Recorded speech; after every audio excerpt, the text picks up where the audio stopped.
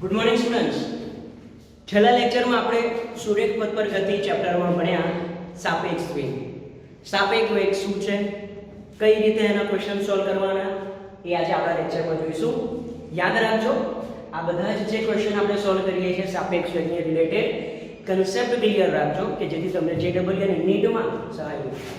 જો ધ્યાન t બરાબર 0 સમયે કાર A અને B ઉદ્ગમ બિંદુથી અનુક્રમે 100 મીટર અને 200 મીટર અંતરે છે. બંને કાર એક સાથે 10 મીટર પર સેકન્ડ અને 5 મીટર પર સેકન્ડના અચળ વેગથી એક જ દિશામાં ગતિની શરૂઆત કરે છે. આ બંને કાર કયા સમયે અને કયા સ્થાન આગળ એકબીજાને ઓવરટેક કરશે? જો વિદ્યાર્થીઓ કોઈ પણ ક્વેશ્ચન સોલ્વ કરવા ફર્સ્ટ ઓફ ઓલ ડેટાને સમજવો જરૂરી છે, પ્રશ્ન સમજવો જરૂરી છે, તો જવાબ મળે. ઓકે, જો પહેલા t બરાબર 0 સમયે જે પરિસ્થિતિ આપી છે આપણે જોઈએ. t બરાબર 0 સમયે કાર A અને B ઉદ્ગમ બિંદુથી અનુક્રમે 100 મીટર અને 200 મીટર અંતરે છે. ઓકે, ઉદ્ગમ બિંદુ A અને B, આ એનું અંતર અને અહીંયાથી આ B નું અંતર. એનું અંતર છે 100 મીટર, B નું અંતર છે 200 મીટર. તો જો t બરાબર 0 સમયે અંતર એટલે કે સ્થાન આપણે કઈ રીતે લખીએ છીએ, જો થિયરી યાદ હોય તો આ 100 મીટરને શું કહેવાય ખબર? xAO બરાબર 100 મીટર. તે જ રીતે આ 200 મીટરને શું કહેવાય? b નું સ્થાન t બરાબર 0 સમયે એટલે કે xBO બરાબર 200 મીટર. તો સૌપ્રથમ તમારે આ ડેટા સમજવાનો છે. આગળ જોઈએ, બંને કાર એક સાથે 10 મીટર પર સેકન્ડ અને 5 મીટર પર સેકન્ડના અચળ વેગથી એક જ દિશામાં ગતિની શરૂઆત કરે છે. A પણ આ દિશામાં, B પણ આ દિશામાં. આની જે ઝડપ છે 10 મીટર પર સેકન્ડ, આની છે 5 મીટર પર સેકન્ડ. હવે જો બંનેની દિશા સમાન હોવાથી આપણે કેવી રીતે લખીશું? VA બરાબર +10 મીટર પર સેકન્ડ અને VB પણ કેટલા? +5 મીટર પર સેકન્ડ. કારણ કે બંનેની દિશા કેવી છે? સમાન. ઓકે, હવે ક્વેશ્ચન શું છે? બંને કાર કયા સમય અને કયા સ્થાન પર એકબીજાને ઓવરટેક કરશે? જો ઓવરટેક તો થવાનો જ છે. કેમ ઓવરટેક થશે? કેમની ખબર પડે કે ઓવરટેક થશે? આગળ જે વ્હીકલ બી જાય છે એની ઝડપ છે 5 મીટર પર સેકન્ડ અને જે પાછળનું વ્હીકલ છે એની ઝડપ છે 10 મીટર પર સેકન્ડ. આની ઝડપ વધારે છે ને, એટલે ઓબ્વિયસલી એ બી ને ઓવરટેક કરશે. ક્યારે કરશે? ધારી લઈએ કેટલી સમય કરે છે? ધારો કે t સમય, ધારો કે t સમયે ઓવરટેક કરે છે. ઓકે, તો ચલો t સમયે ઓવરટેક કરે છે એનો મતલબ શું? જો હું આકૃતિ દોરું એટલે વધારે ક્લિયર થશે. આકૃતિ દોરું એટલે વધારે ક્લિયર થશે. આ ઉગમ બિંદુ, ઓકે, એ બી ને ઓવરટેક કરે ને એ વખતની સિચ્યુએશન એઝ્યુમ કરો. કેવી થશે? તો a અને b ના ઉગમ બિંદુથી સ્થાન કેવા થશે? સમાન. જ્યારે a b ને ઓવરટેક કરશે ત્યારે a અને b ના ઉગમ બિંદુથી સ્થાન કેવા થશે? સમાન. અને t સમયે સ્થાનને આપણે શું કહીએ છીએ? xa અને xb. તો અહીંયા ઓવરટેક વખતે a અને b બંનેના સ્થાન કેવા થશે? સમાન. માટે તમારે યાદ રાખવાનું છે કે ઓવરટેકના સમયે xa xb અને માટે xb xa બરાબર કેટલા થશે? 0. આ ખાસ યાદ રાખજો. ઓવરટેકના સમયે xb xa કેટલા થઈ જશે? 0. તો હવે શું કરવાનું? હવે આપણે આપણું સૂત્ર વાપરવાનું છે. જો સૂત્ર શું છે? xb xa xbo xao plus vb va into t. સૂત્ર આપણને ખબર છે. xb xa ઓવરટેક કરે એ વખતે એ બંને વચ્ચેનું અંતર કેટલું થઈ જશે? 0. ઓવરટેક કરે ત્યારે બંને વચ્ચેનું અંતર કેટલું થઈ જશે? 0 is equal to પહેલા બંને વચ્ચેનું અંતર કેટલું હતું? અહીં રહું જુઓ, a કેટલા છે? 100. b કેટલા છે? 200. ઓકે, તમે આ સમીકરણનો યુઝ કરો કે અહીંયા xbo કેટલા છે? 200. xao 100 પ્લસ vb ની કિંમત 5, va ની કિંમત 10 and here is t. Okay, so therefore 0 is equal to 200 minus 100, 5 minus 10 minus 5t. So 5t is equal to 100 and therefore t is equal to 20 seconds. તો એમણે એમની ગતિ શરૂ કર્યા પછીની 20 સેકન્ડમાં એ બીનો ઓવરટેક કરશે. પહેલો જવાબ આવ્યો કયા સમયે. હવે બીજો પ્રશ્ન છે કયા સ્થાને. સ્થાન એટલે વિદ્યાર્થીઓ તમે A નું સ્થાન શોધો કે B નું સ્થાન શોધો, બંનેના સ્થાન તો ઓવરટેકના સમયે કેવા હોય? સમાન. હું અહીંયા XA શોધું છું. જુઓ XA બરાબર XAO plus VA into T. સૂત્ર તમને ખબર છે. XAO કેટલા છે? 100, VA 10, T 20 is equal to 100 plus 200 is equal to 300 metre. એનો મતલબ કે ઉગમ બિંદુથી 300 મીટર અંતરે A B નો ઓવરટેક કરશે. વિદ્યાર્થીઓ જવાબ કન્ફર્મ કરવો હોય તો XB શોધી જુઓ. XBO VB into T સૂત્ર વાપરીને જવાબ 300 આવશે જ. જવાબ 300 આવશે જ. અહીંયા ધ્યાન શું રાખવાનું છે? A અને B બંને કેવી દિશામાં ગતિ કરે છે? એક જ દિશામાં. માટે મેં બંનેના વેગ કેવા લીધા? ધન. હવે પછીના જે ક્વેશ્ચન છે ને એમાં શું જુદું છે એ જોઈએ. જો અમદાવાદ અને વડોદરા વચ્ચેનું અંતર 100 કિલોમીટર છે. અમદાવાદ અને વડોદરા બંને સ્ટેશનોથી એક જ સમયે બંને ટ્રેન ઉપડે છે, જેમની ઝડપ અનુક્રમે 45 કિલોમીટર પર કલાક અને 30 કિલોમીટર પર કલાક છે. કયા સમયે આ બંને ટ્રેનો એકબીજાને ક્રોસ કરશે? ક્વેશ્ચન એવો જ છે. યસ, ઓવરટેકિંગ અને ક્રોસ બંનેમાં ડિફરન્સ છે. જો અહીં પહેલામાં પેલું આકૃતિ દોરીએ. અમદાવાદ અને વડોદરા વચ્ચેનું અંતર 100 કિલોમીટર છે. અહીં રહ્યું આ અમદાવાદ અને અહીં રહ્યું આ વડોદરા. બંને વચ્ચેનું અંતર છે 100 કિલોમીટર. ઓકે, દર્શાવી દીધું. અમદાવાદ અને વડોદરા વચ્ચેનું અંતર 100 કિલોમીટર. અમદાવાદ અને વડોદરા બંને સ્ટેશનોથી એક જ સમયે બંને ટ્રેન ઉપડે છે. ચલો એક ટ્રેન અહીંયાથી ઉપડે છે, બીજી ટ્રેન અહીંયાથી ઉપડે છે અને જો કીધું છે બંને એકબીજા તરફ ઉપડે છે જેમની ઝડપ અનુક્રમે 45 અને 45 કિલોમીટર 30 કિલોમીટર પર અવર છે. ઓકે, આની ઝડપ કેટલી છે? 45 કિલોમીટર પર અવર અને આની કેટલી છે? 30 કિલોમીટર પર અવર.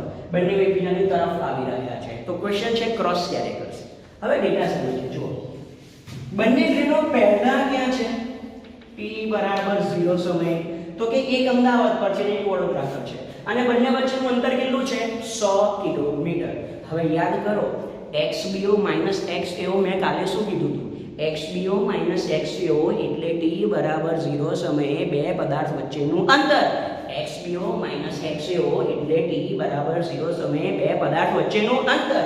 અહીંયા અમદાવાદ અને વડોદરા વચ્ચેનું અંતર કેટલું છે? 100 કિલોમીટર પર અવર. તો આ XBO XAO નો જવાબ કહેવાય 100 કિલોમીટર. ક્લિયર? હવે બંને ટ્રેનો વિરુદ્ધ દિશામાં ગતિ કરે છે એટલે જો શું કહેવાય? A નો જે વેગ છે એટલે કે VA એને હું કહું છું +45 કિલોમીટર પર અવર અને જે B નો વેગ છે VB એને હું શું કહું? -30 કિલોમીટર પર અવર. -30 કિલોમીટર પર ખબર પડી આ? ઓકે, બંનેના વેગ વિરુદ્ધ દિશામાં છે. ક્વેશ્ચન છે કયા સમયે આ બંને ટ્રેનો એકબીજાને મળશે? T question mark. મળશે એટલે કે અમદાવાદ છે, વડોદરા છે, બંને ટ્રેનો એકબીજાને ક્યારે મળશે? That is your question. કેમનું શોધીશું? ફરી પાછું આપણે આખું એક સૂત્ર વાપરીશું. જુઓ કયું સૂત્ર? XB XA is equal to XBO XAO plus VB VA into T. હવે XB XA એટલે બંને જ્યારે ક્રોસ થાય ત્યારે તેમની વચ્ચેનું અંતર. બંને જ્યારે ક્રોસ થશે ત્યારે બંને વચ્ચેનું અંતર કેટલું થઈ જશે? 0. બંને જ્યારે ક્રોસ થાય ત્યારે બંને વચ્ચેનું અંતર કેટલું થઈ જશે? 0. તો XB XA ની જગ્યાએમાંથી કેટલા લખાય? 0. Okay, is equal to XBO XAO બંને વચ્ચેનું પહેલા અંતર કેટલું છે? 100 કિલોમીટર પ્લસ VB ની કિંમત કેટલી છે? -30 અને VA ની કિંમત છે 40 અને સમય તો આપણે શોધવાનો છે. Okay, so therefore 0 is equal to 100 -30 -40 40 નથી 45 છે જો બરાબર -45 તો કેટલા થશે? -75 t. ઓકે અને આ સાઈડ લાવો તો 75t is equal to 100, so t is equal to 100 ભાગ્યા 75, તો t is equal to 4/3 hour કલાક. જો કલાક કેમ નો આવે એકમ, બંને ઝડપો કિલોમીટર પર કલાકમાં છે, અંતર પણ કલાકમાં છે, માટે તમારો સમયનો જે જવાબ છે એ શામાં આવશે, કલાકમાં આવશે. અહીંયા બધો જ ડેટા કિલોમીટર પર અવરમાં આપેલો છે, માટે એને મીટર પર સેકન્ડમાં કન્વર્ટ કરવાની કોઈ પણ જરૂર નથી. તો વિદ્યાર્થીઓ યાદ રાખો, બે ક્વેશ્ચન સોલ્વ કર્યા. પહેલામાં બંને વેહિકલની દિશા સમાન હતી, બીજામાં બંનેની દિશા વિરુદ્ધ હતી. તો વેગની સાઇન, વેગની દિશા કેમની લેવાની છે એ ખાસ ધ્યાન રાખવાનું છે.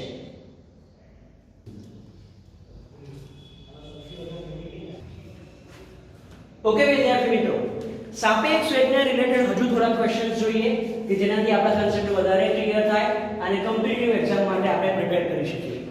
જુઓ, 30 મીટર પર સેકન્ડની ઝડપે જતી ટ્રેન A નો ડ્રાઈવર બીજી ટ્રેન B ને તે જ પાટા પર તે જ દિશામાં 10 મીટર પર સેકન્ડની ઝડપથી જોતા બ્રેક મારે છે અને પરિણામે ટ્રેન પર 2 મીટર પર સેકન્ડ સ્ક્વેરનો પ્રતિપ્રવેગ લાગે છે. એક્સિડન્ટ નિવારવા માટે બંને ટ્રેન વચ્ચેનું અંતર ઓછામાં ઓછું કેટલું હોવું જોઈએ? હવે પ્રશ્ન સમજીએ. જુઓ, ટ્રેક દોરી આપણે, આ ટ્રેક છે.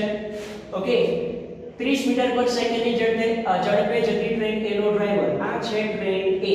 હા, ટ્રેન આવી છે. ઓકે, A કેટલા ઝડપથી જાય છે? 30 મીટર પર સેકન્ડની ઝડપથી જતી ટ્રેન A નો ડ્રાઈવર બીજી ટ્રેન B ને તે જ પાટા પર તે જ દિશામાં 10 મીટર પર સેકન્ડની ઝડપથી જોતા બ્રેક મારે છે. ટ્રેકને થોડો લાંબો કરી દઈએ. આ છે ટ્રેન B, એ આ દિશામાં 10 મીટર પર સેકન્ડની ઝડપે જાય છે. હવે જુઓ અહીંયા, A ની ઝડપ આ B ની ઝડપ કરતા વધારે છે, એક જ ટ્રેક પર છે, એક જ દિશામાં છે. જો આ ટ્રેન A નો ડ્રાઈવર બ્રેક ના મારે તો ઓબ્વિયસલી એક્સિડન્ટ થવાનો જ છે. માટે આ ટ્રેન A ના ડ્રાઈવરે બ્રેક મારવી પડશે. હા, બ્રેક મારે છે, જેના લીધે 2 મીટર પર સેકન્ડ સ્ક્વેરનો પ્રતિપ્રવેગ લાગે છે. A બરાબર -2 મીટર પર સેકન્ડ સ્ક્વેર. તો એક્સિડન્ટ નિવારવા માટે બંને ટ્રેન વચ્ચેનું અંતર ઓછામાં ઓછું કેટલું હોવું જોઈએ? બંને વચ્ચેનું આ જે અંતર છે, આ અંતર તમારે શોધવાનું છે કે અંતર x બરાબર કેટલા. હવે જો બ્રેક મારશે એટલે ખબર છે કે બ્રેક મારતા જે ટ્રેન A છે એ ટ્રેન A સ્ટોપ થશે. સ્ટોપ થશે મીન્સ કે એનો જે અંતિમ વેગ છે એ અંતિમ વેગ v બરાબર કેટલો થઈ જશે? 0. માટે તમે કહી શકો કે સર આ તો સ્ટોપિંગ ડિસ્ટન્સ વાળી થિયરી કહેવાય ને. આ કહેવાય, એ સૂત્ર વાપરવાનું. જો હું વાપરું છું સૂત્ર v² -v0² is equal to 2ax. Okay, અંતિમ વેગ કેટલો થઈ ગયો? 0 માઈનસ જે કઈ બી પ્રશ્ન છે એ આ પ્રારંભિક વેગનો છે. A અને B બંને ગતિ કરી રહ્યા છે. A અને B બંને ગતિ કરી રહ્યા છે. A B ની સાપેક્ષમાં ગતિ કરી રહ્યો છે. A નો એક્સિડન્ટ B ની સાપેક્ષમાં થવાનો છે. માટે તમારે પ્રારંભમાં વેગ માત્ર એનો નહીં, એનો B ની સાપેક્ષે વેગ લેવો પડશે.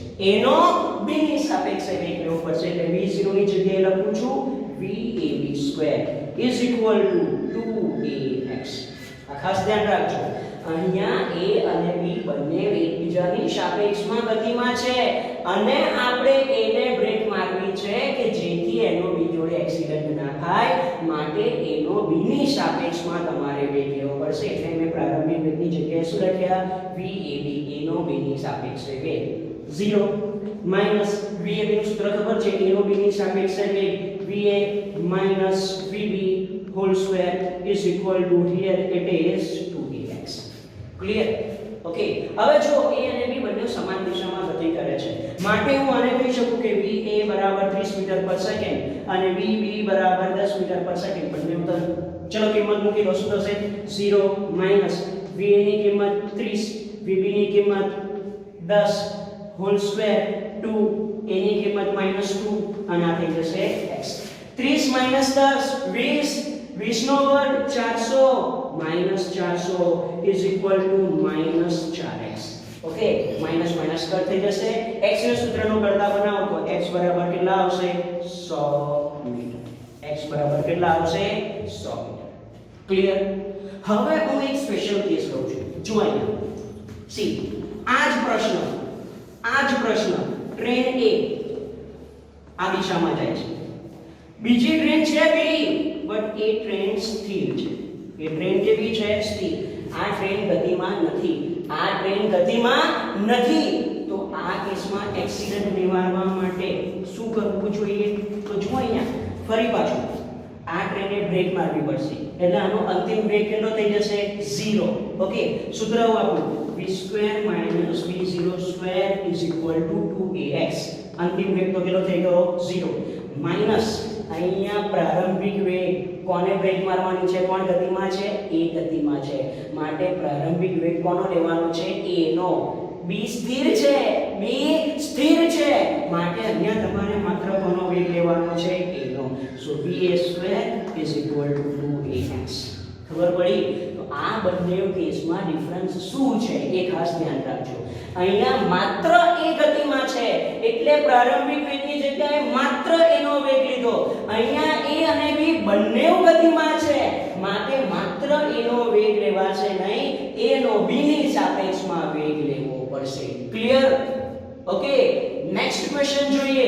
જો અહીંયા 120 મીટર લાંબી ટ્રેન 10 મીટર પર સેકન્ડની ઝડપથી ગતિ કરે છે.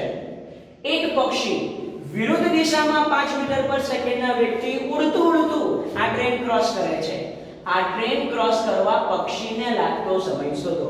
મેં કહું છું હજુ પણ જો તમારે કોઈ પ્રશ્ન બહુ જ ઈઝીલી સોલ્વ કરવો હોય તો એને રિલેટેડ પિક્ચર ડ્રો કરવાનું. ચલો પિક્ચર ડ્રો કરીએ આપણે.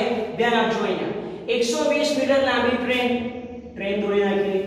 આ ટ્રેન છે 120 મીટર લાંબી, એટલે કે d બરાબર 120 મીટર. ક્લિયર? દાખલા તરીકે આ દિશામાં જાય છે.